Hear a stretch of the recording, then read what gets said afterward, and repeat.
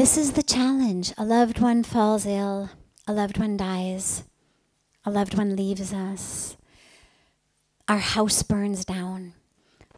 Things, tragic things happen. And of course, I'm not equating a house with a loved one, but just these are the things that happen in our lives.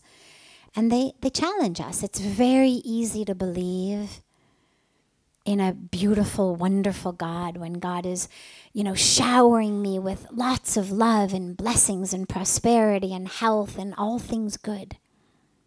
It's a lot harder when not. And what I would say is two things. First of all, remember that the universe has no preferences. We have preferences, so we put subjective labels on things.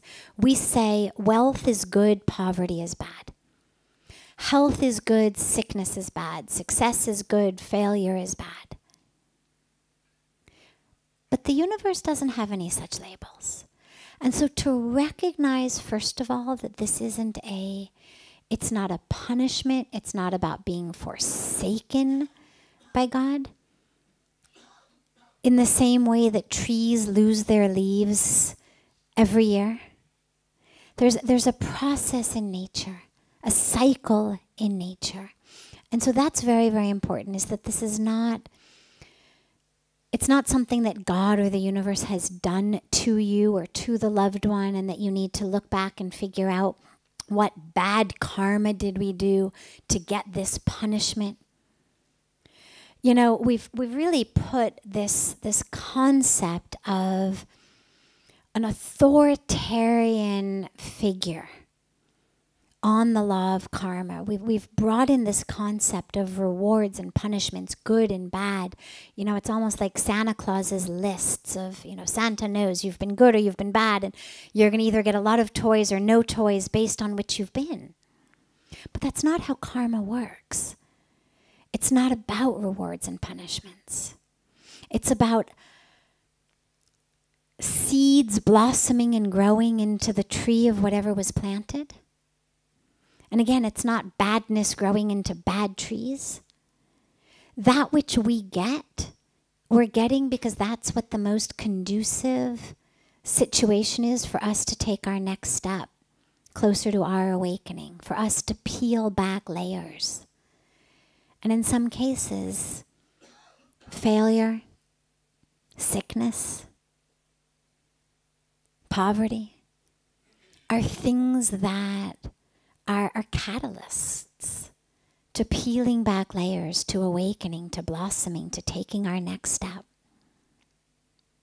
And so it's important to recognize it as that, and not to have a guilt complex of, I must have done something here, she must have done something, and that's why this is happening. You're not being punished. They're not being punished. But this is what's before you. So somewhere there was a seed for this. And so the question is, okay, now that this tree is in our living room, how do we learn whatever lesson we need to learn from this? It's here for a reason. How do we use this experience to peel back whatever layers in us need to be peeled back? And have faith in the universe, in a wisdom in the universe. And also to have faith really in the possibility of healing. And I say this not because if you're good, you'll get healed or they'll get healed. It's so hard, our brains just do that. If I pray the right way, if I, chant the right mantras, or I give money in the right temple, I'm going to get a good blessing. And then we put these labels of it. But to just really remember that there is space for healing. And in some cases, that healing may come through the body being healed in miraculous ways, which I know I've seen many, many, many times,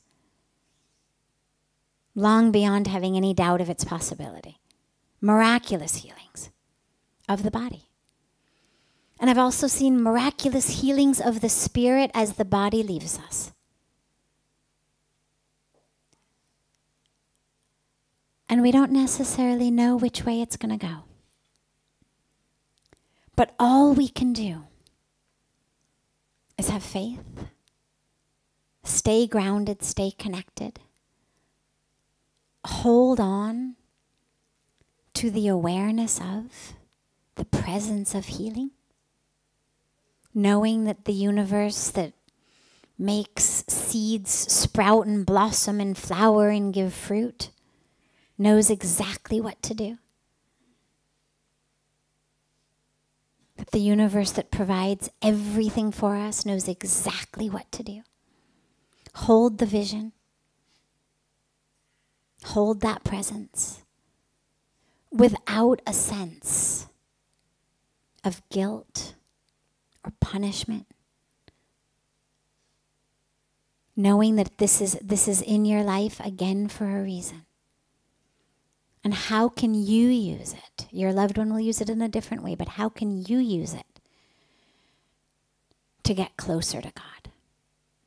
How can you connect with the spirit of the loved one? We're so used to connecting body to body. I know you're here because I can see in your eyes. I know you're here because I can hold your hand. How can we connect spirit to spirit? Well, in order to connect to that person's spirit, I can only do it from my spirit. You can't connect body to spirit. I have to connect from my spirit to yours. And that's the great opportunity. And you know, when loved ones pass away, that's the challenge we always have. And that comes up so frequently as what to do when the loved one has passed away. And of course, the teaching is the same. Connect spirit to spirit. That spirit is still there. But you're in a different situation. The loved one is still in the body. Well, at some point, they're going to pass away. Whether from this illness or 40 years from now or 80 years from now, depending on how old they may be. Or you'll pass away first. One of you is going to pass away first. It's a guarantee.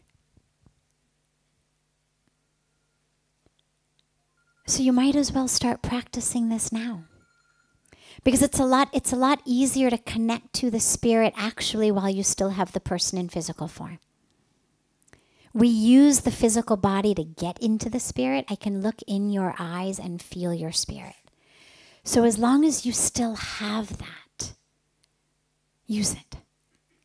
And if you're blessed with a healing in the physical body, well, then you've got all that many more years to live as spirit to spirit in body.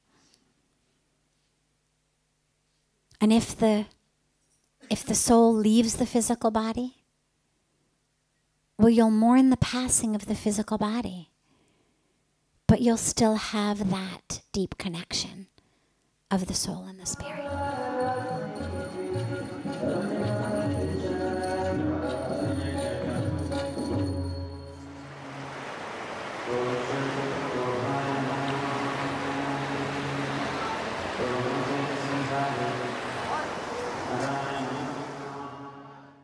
Is stillness the same as presence? Not exactly. They're very close and they're both crucial, but they're not exactly the same. I think I would say, and don't quote me semantically. I mean, this is not the origin of the word or the dictionary definition of the word, but from a felt sense, I would say stillness is the how and the where, and presence is the what.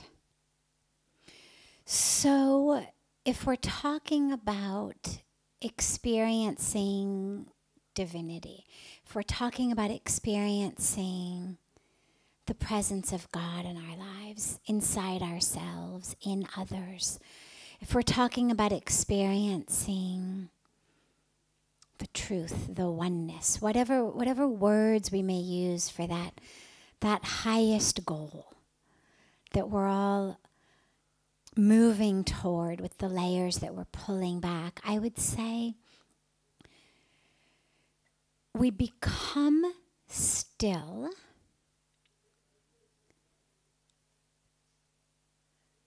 you can't experience presence if you're not still. We know that. We know that when we're moving around, and this moving, of course, by the way, is all in the mind. It's not the body. The body could absolutely be moving. The body could be jogging in place. The body could be grocery shopping or driving or doing any one of 100 other things. It's not the body, it's the mind. And if you ever doubt that, sit down to meditate. And what you know is that that which keeps you from being fully present continuously. It's clearly not the body. The body's in one place. It's not the senses. Your eyes are closed. Presumably you've chosen a relatively quiet place, or you've got, some chanting going on, or earplugs in, or whatever it may be. But what keeps us from experiencing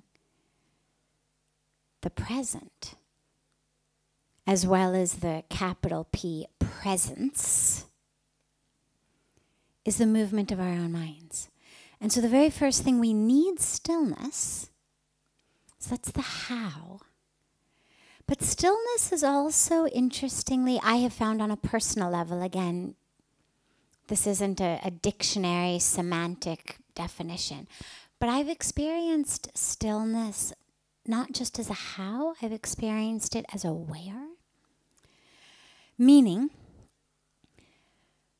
when I experienced silence for the first time, real silence, not just silence of the senses, not just a lack of sound outside, but a real inner silence, it felt to me like I had reached not just a state, but a place of silence.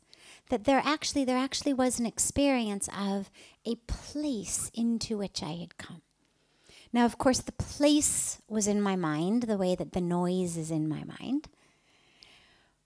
But I would say stillness is how and where we experience, or we open ourselves up to the possibility of experiencing that presence, the capital P presence of the divine, of oneness, of truth.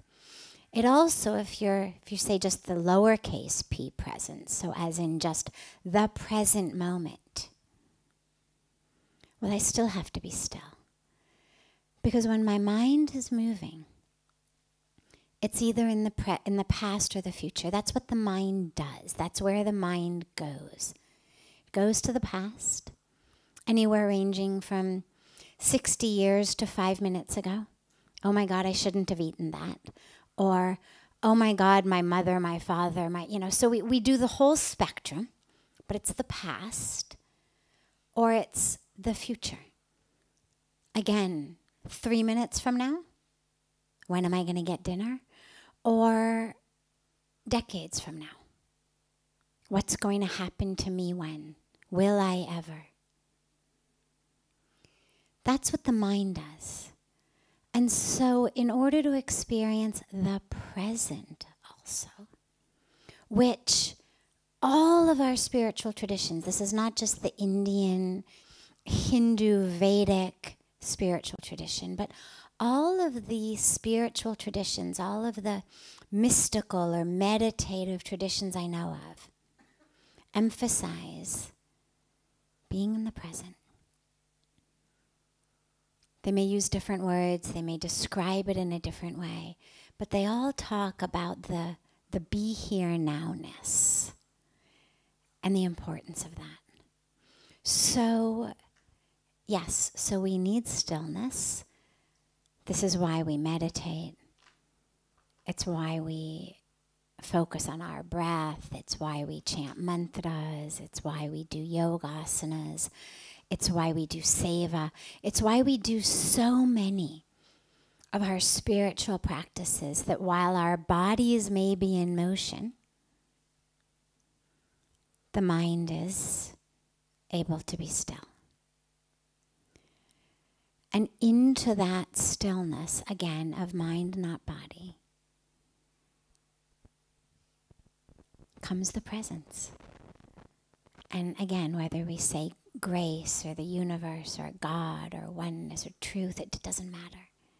Consciousness, whatever. But that's the what that we experience in stillness.